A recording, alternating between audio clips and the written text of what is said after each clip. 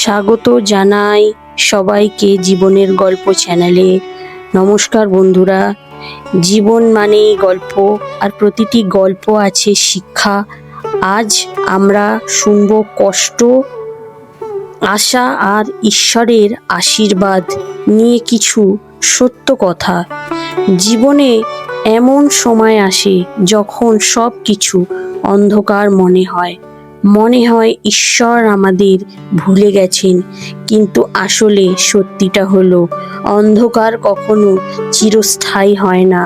প্রত্যেক রাতের পর যেমন ভোর আসে, তেমনি প্রত্যেক কষ্টের পরেও আলো আসে। যখন তুমি ভেঙে পড়ো, মনে রেখো ঈশ্বর তোমার পাশে আছেন।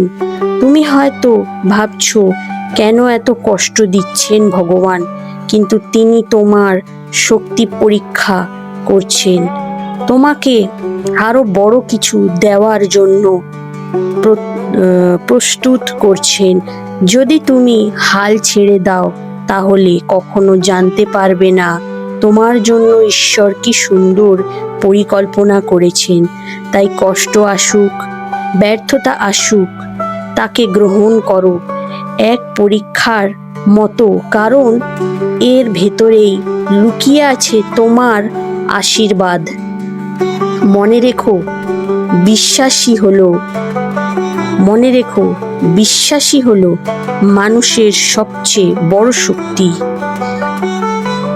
কৃতজ্ঞতাই হলো ঈশ্বরকে পাওয়ার সহজ পথ, আর ধৈর্য হলো সাফল্যের দরজা খোলার চাবি। তাহলে প্রিয় দর্শক, কখনো ভয় পেও না, হাল ছেড়ো না। আজকের কষ্টই আগামীকালের আলো।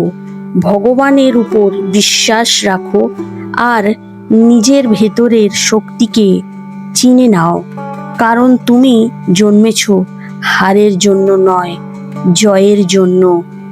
ধন্যবাদ জীবনের গল্প দেখার জন্য। ভালো লাগলে লাইক, শেয়ার আর সাবস্ক্রাইব করতে ভুলবেন না।